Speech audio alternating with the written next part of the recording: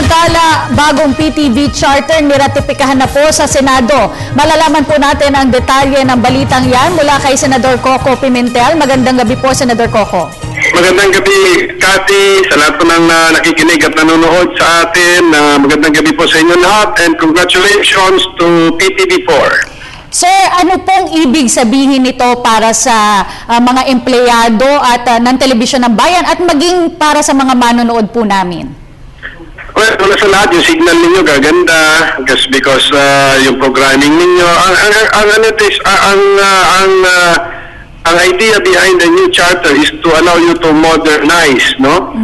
Yung mga TV stations na privado ay napakadali nilang gumawa ng desisyon to samantalang ang PTV4 being government, ang dami pa pong mga proseso.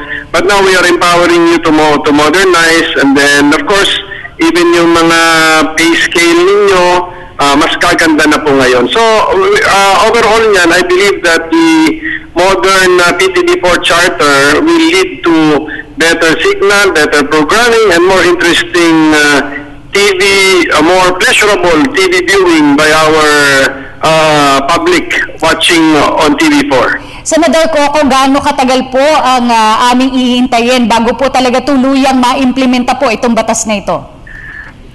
Well, ratified na po yung Bicameral Conference Committee kanina. It will now send to the President for signature. And then you have a new law. So, depende na, tapos na po yung role namin sa pagpapatakbo na po yan ng PTV4.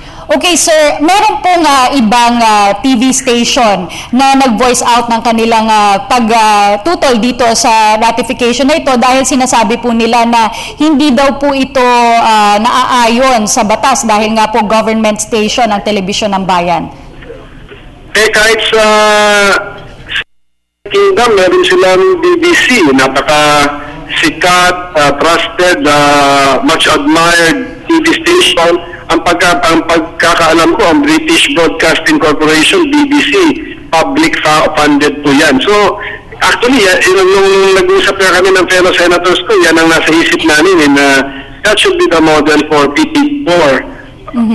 Okay, maraming salamat po, Senador Coco Pimentel, para sa magandang balita po na yan. Congratulations ulit sa PTV4, lahat po ng leaders po ninyo at sa lahat po ng employees dyan. Thank you.